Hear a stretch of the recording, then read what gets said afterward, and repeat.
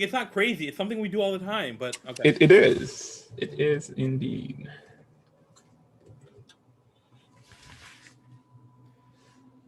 Hello, everyone. Good afternoon, New York City. Welcome to our first virtual FTC First Tech Challenge qualifier. I'm Mohammed, and we have, I'm DJ.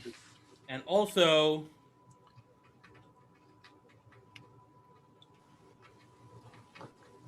Wait, I'm Melody. so the three of us are here. We're ready to introduce our first qualifier to you. Everyone should have gotten access to their Google Classroom already, but we're gonna go through, have an opening ceremony like we usually do in years prior in all of our competitions. So we're very, very excited to get our first qualifier going. We didn't want everyone to miss out on the opening ceremonies that we usually do. Conversation between DJ and I. We always love that, don't we? So we are taking the show virtually. So DJ, do you want to introduce our game, introduce our season? Well, welcome to Ultimate Goal presented by Qualcomm, part of the first Game Changer season powered by Star Wars Force for Change. First is a global robotics community preparing young people for the future. First engages students in grades pre-K through 12th in our suite of STEM programs. First LEGO League, first robotics competition, and of course, where you're all at right now, First Tech Challenge. Well, First Tech Challenge started in 2005, and we have grown to more than 6,000 teams in more than 25 countries. This continues the transformative impact of FIRST programs, and you are part of this movement. All of you are helping make this program possible for the next generation of innovators in this room. Thank you. In this virtual world. Virtual world. But we're going to try to have a blast this week. I can't wait to see how everything comes together. I really can't because I don't know how everything is going to come together. And see the 10 teams that we have competing at our first qualifier, because the rest of our 3 qualifiers have about 24. So you guys are all a trial run. We're going to get through this. You guys are going to do great, and we're going to move on from there. And we're going to see Ultimate Goal played for the first time in New York City. As you know from tackling this challenge this year, STEM skills have never been so important to solving the issues facing the world today. And First Tech Challenge is forming the leaders and innovators of tomorrow by getting kids involved in these disciplines early. But remember, FIRST does not end with high school or with First Tech Challenge. If you are in college or college is your next step, FIRST partners with more than 200 colleges and universities who want FIRST participants and alumni and have made nearly $80 million possible in scholarships. Regardless of education level, FIRST partners with industry to ensure that internships and ultimately job opportunities are available for you, and to make sure you have access to the most valuable resource of all, each other. Learn more about scholarships, internships, and alumni opportunities at firstinspires.org/alumni. Here's a quick video to show you more about our scholarship and alumni program.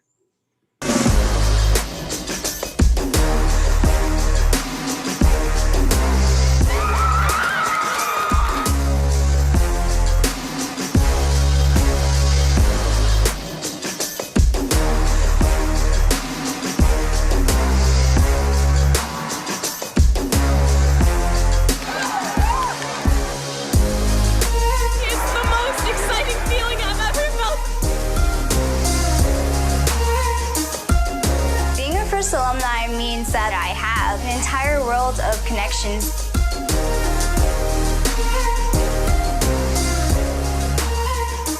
It allows me to volunteer and give back to the community.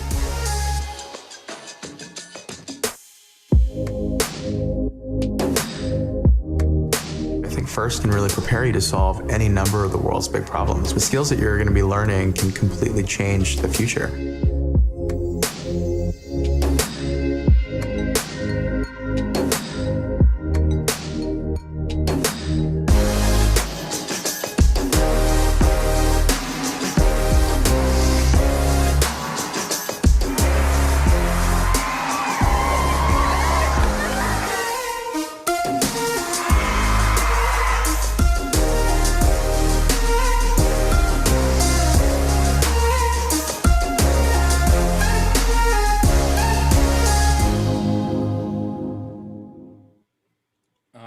That was a wonderful alumni video, and you saw a cameo from me. And we got to see Mohammed in it. That was a couple of years ago now. Wow. Okay. We're still using the same videos. But yeah, so now we're going to recognize a group of leaders in the FIRST community and on your teams. They are the FIRST alumni and high school seniors.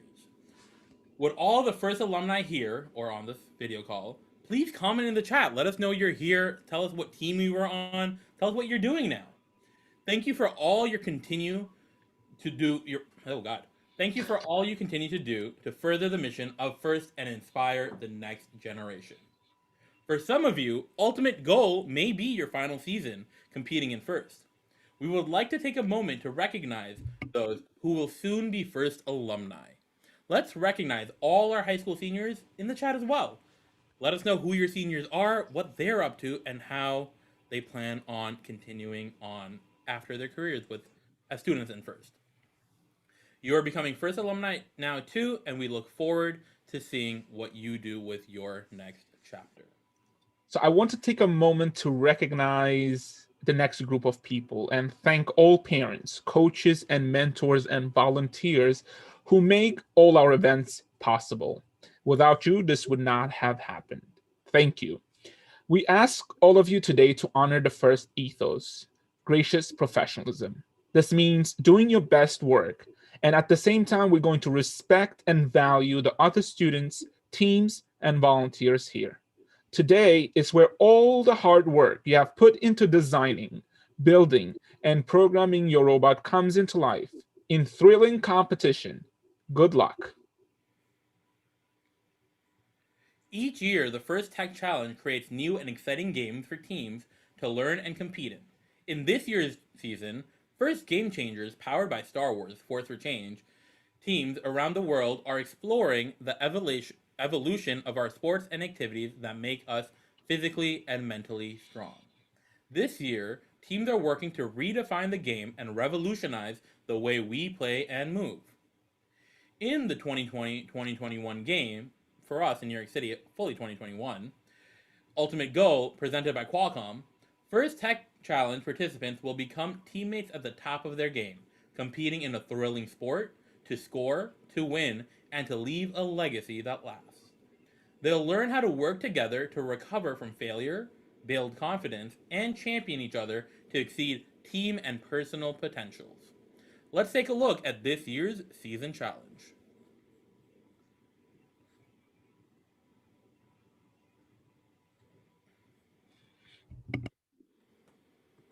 A team consists of up to 2 driver operators, a coach, a human player, and a robot. The robot must be built from materials specified in the game manual and fit within an 18-inch sizing tool, but may expand after the match begins. Each match is played with 4 randomly selected teams, 2 per alliance. Each alliance is allowed only 1 human player. Your opponents for one match may be your partners for another. The game is played on a 12-foot square playing field with a foam tile floor and 1-foot-high walls. 5 unique navigation images are located around the field perimeter. At one end are 2 tower goals, each containing 3 alliance-specific goals with return racks. Between the 2 tower goals are 3 red and 3 blue power shot targets. There are 2 red and 2 blue taped start lines, and 3 red and 3 blue target zone goals. And a white launch line divides the field. Outside of the field walls are the 2 alliance stations and 2 human player stations. The primary game element is a ring, approximately 5 inches in diameter and 3/4 of an inch thick. A match is played with 20 rings. There are 2 red and 2 blue wobble goals. These can have rings scored onto them and can be moved for additional scoring. Before each match, teams place their robots on the field, touching the front wall and over one of their alliance's starting lines. Each robot must be touching or be in possession of a wobble goal. A robot may possess or touch up to 3 rings. After the robots are in position, field personnel will randomize the starter stacks into one of 3 configurations. This determines which target zone goal is active in the autonomous period. 0, 1, or 4 rings correspond to target zone goals A, B, or C, respectively. Unused rings are stored in the human player stations to be deployed to the field at the start of the driver-controlled period. The players and field are ready. Each match begins with a 30-second autonomous period. During this period, there are a number of ways for teams to score using only pre-programmed instructions and sensor inputs. Delivering a wobble goal to the correct target zone earns the Alliance 15 points. A robot parked over the launch line earns 5 points. Each ring launched or placed into the low goal earns 3 points. A ring launched into the mid goal earns 6 points, and launching into the high goal earns 12 points. Robots earn 15 points for each power shot target knocked down. Robots must be completely within the launch zone to launch rings into the mid goal, high goal, or power shot targets. Following the autonomous period is the 2-minute driver-controlled period. During the driver-controlled period, human players are expected to return rings to the playing field, as well as reset power shot targets. Each ring launched or placed into the low goal earns 2 points. A ring launched into the mid-goal earns 4 points. However, rings launched into the opposing alliance's goal earn points for their alliance. A ring launched into the high goal earns 6 points. The last 30 seconds of the driver-controlled period is the endgame. During this time, robots may continue scoring rings, but there are also ways to earn bonus points. Each knocked down power shot target earns 15 points. Returning a wobble goal to the start line earns 5 points. Each ring fully supported by the wobble goal earns 5 points. If a robot lifts a wobble goal over the front wall into the drop zone, its alliance earns 20 points. There are many ways to score in Ultimate Goal, but there are also rules that, if not followed, will deduct points from your alliance. For example, a robot may not block another for an extended period. A robot may not possess more than 3 rings at a time. A robot may not launch rings over the side or front perimeter walls. A robot may not intentionally tip another robot at any time. This has been a brief summary of the Ultimate Goal game. For complete rules, please read the entire game manual and check the Q&A forum. For more information on our remote season, including gameplay and field requirements, please make sure to visit our game and season webpage for the full library of remote event documentation. And always remember the most important rule of First Tech Challenge: gracious professionalism. Good luck, teams, and have a great season. Now, we'd like to take a minute to recognize a very important group of people, our judges. You will meet this group of people on Saturday when judging takes place. They'll have the tough job of identifying who gets which award. These individuals will have the difficult job of singling out the best of the best from today's teams. They'll be busy this Saturday interviewing teams and reviewing engineering portfolios. We look forward to seeing the outcome of their hard work at the award ceremony on March 27th, 2021. Let's give them a big round of applause for their dedication. All right. We would also like to recognize our referees, who have the difficult job of ensuring everyone on the playing is playing by the right rules. As in all sports, their rulings are final. As usual, we have a great group of referees, and they are the same people we have grown to love in the previous years. Thank you, referees. Last, but certainly not least, we'd like to thank our mentors and coaches who are critical to your learning experience and your team's success.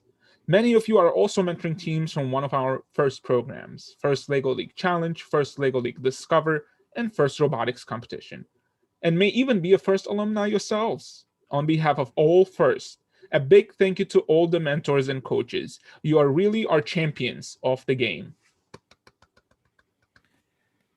And we can't forget all about the teams. So for this qualifier, we have our first out-of-region team in a while, 2897 Barely Aware from Garrison Forest School. Team 4174, Atomic Theory from the Dalton School. Team 4326, The Basement Lines from Horace Mann. Team 6051 from the Dalton School, Quantum Mechanics. Team 8365, The Gear Masters from the Forest Hills Robotics League. Team 10539, Team Ultra from the Browning School. Team 13029, the RoboSabers from Uncommon Charter High School. Team 14405, CAP or Cap Crusaders from Civil Air Patrol. Team 14803, United from Loyola School. Team 17126, Natural Selection from the Dalton School.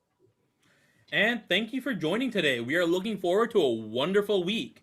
Now, right up, we have our Q&A session with our head referee, Melody. So please put all your questions you have in the chat in YouTube, and we are going to answer them as they come. We'll be here for another 15-ish or so minutes to answer any questions. If there are no questions, we will be ending early. As always, we have the support@nyc-ftc.org email. I believe every email that we've gotten so far has been answered or dealt with. So please, please, please send us any emails if you have any questions throughout the week. So let's get the questions rolling. Melody, I will cue you up. Do you have anything to say before I ask you the first question? I have to leave this call and this live stream, but thank you so much, everyone. We're looking forward to seeing all your robots, all your hard work that you have put into this season, and we will see you again in 2 Saturdays, I believe. Yeah. On the 27th on our award ceremony, and I'm super excited to be part of this great remote event. Thank you. We'll see you soon. Bye. All right. So thanks, DJ. Thank you, DJ. Have a good one. Enjoy FLL. So, so far we have 2 questions. The first one is the middle goal still a deduction in the online matches?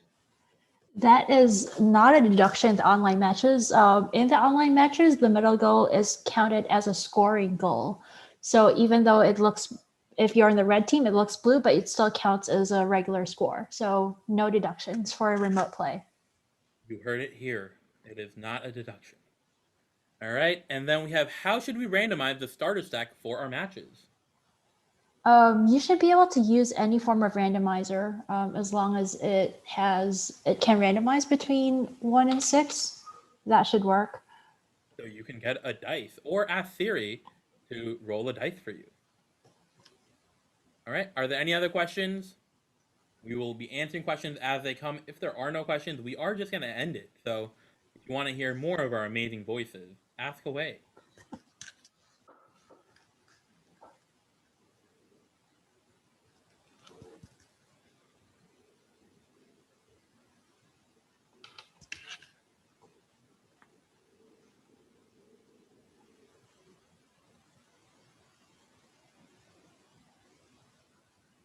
While we're waiting for questions, I could talk about some of the common roles that I could see being problematic in this game. I think one of the troubling ones is GS6, which is the possession limit rule. Make sure you don't possess more than 3 rings at a time. As at the same time, you can't possess more than 1 wobble girl at a time. Yep. Okay. So we do have a couple more questions. We have people saying hi Mo and hi Mel. That might just be DJ because it says DJ react. I think it's DJ. So also, do we need alliance markers for our remote matches? Since there will only be 1 robot in the field, that is not needed. Although we would like to see your team number present, but alliance markers are not needed. The second question, should each robot display its own team numbers? Well, yes, we would like an identifier for the robot. So team number would work as an identifier.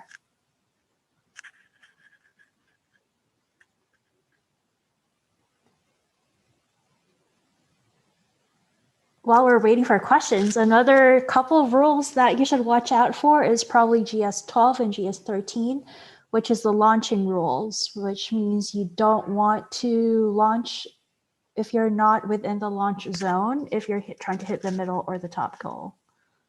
Okay, and there comes another question.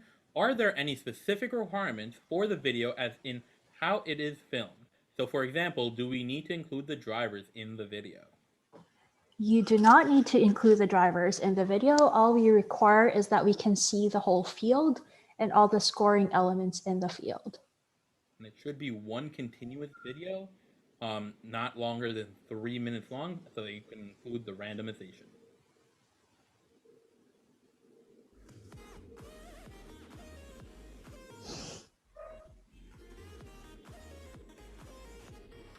Okay, feel free to keep the questions coming.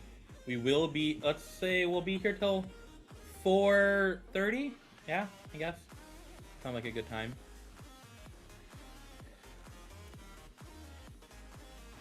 Any other problem rules that you've seen, Melody? Well, the biggest one is GS12 and GS13, just because they're both major penalties. GS12 is if you hit the middle or top goal and you're not in the launch zone, that is a major penalty. And GS13 is if you hit the power shots and you're not in the launch zone, that is also a major penalty. So those probably you should be watching out for. And where is the launch zone? The launch zone is that line in the field that's right by the, I believe, the A target zone. If you look at your field setup manual, is the line right at midway point of the first target. Okay. And so anything, sorry, what? So anything before that line is considered the launch zone. Okay, and then we have another question. If we run into the stack of rings from auto in the case that there are 4 to start and we move the entire stack, does that violate GS6? That's a great question. GS6 is still counted as, in terms of inadvertent and inconsequential. If, let's see, you should probably program your robot so that you don't collect 4 during auto. But that will still, if you do collect 4 during auto, that should count as GS6. So their possession definition is as long as it is touching the robot before it hits anything else, you're considered in control of the rings. So if you pick up 4, that will be considered possession. What if they push 4 while they have? If they push 4 and the 4, they're not in contact, that should be fine. Pushing is fine.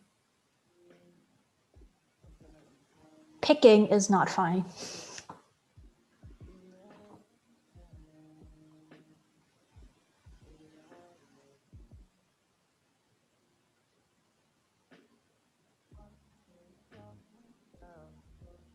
Does anyone have any questions about the season or the week in general? About how things are going to go? Do we lose points for a scored power shot if it falls down when we hit a different power shot? So I guess the question is... I'm not sure how it falls down. Yeah, wouldn't... Because you just hit it back. So I don't know how... Yes, because when you hit it, it goes the other direction. So it doesn't...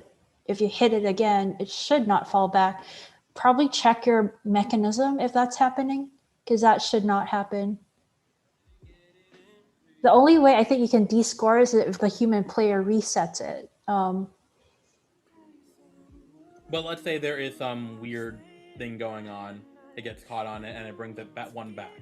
Is that gonna take away the points from them, or is it scored? So pretty much I'm asking, is it scored at the end of the match, or is it scored as it happens? Well, the power shot, you have there's two places where you can score it, right? One's during autonomous and one's during endgame.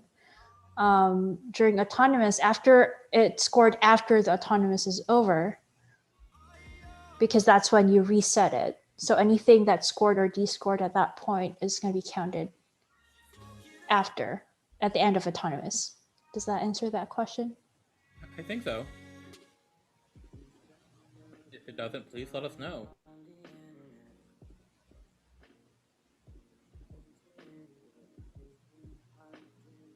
To clarify, there's no rules against when you launch it, you hit 2 power shots at the same time, both are scored, and that should be okay. Descoring is, I think, weirder because I don't think your power shot should descore a power shot since you're launching it forward.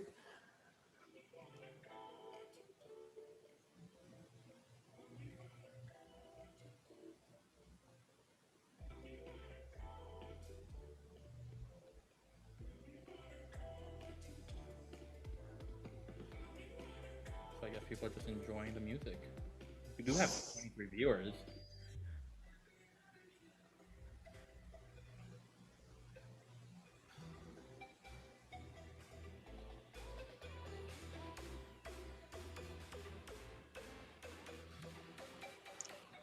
We are definitely very happy that you guys all could make it. We are very excited to see how the rest of our season plays out, and especially this first qualifier. This first qualifier is definitely going to be a proof of concept of what we're trying to do.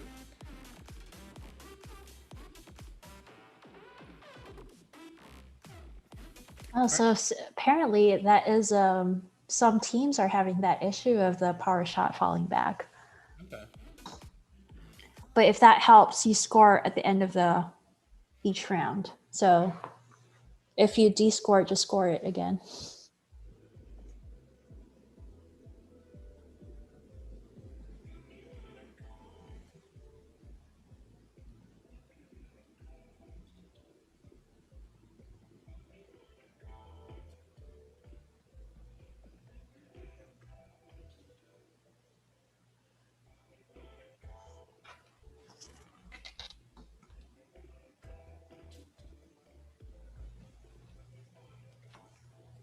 Okay. Well, we are coming to 4:28, and unless someone asks us another question right this second, I think we are going to go ahead and end it off. Thank you again, everyone, for joining. We are excited to see the matches that you guys submit, the judging you guys do, and we will see you guys again on March 27th when we announce the results and we have a closing ceremony. In the meantime, look out for any email that your coach will get. Make sure you are uploading everything to Google Classroom that you need. And good luck, teams. Good luck, good luck, good luck. We wish you the best. And if you have any questions, again, you can always email us at support@nyc-ftc.org. Thank you for coming. Have a good one.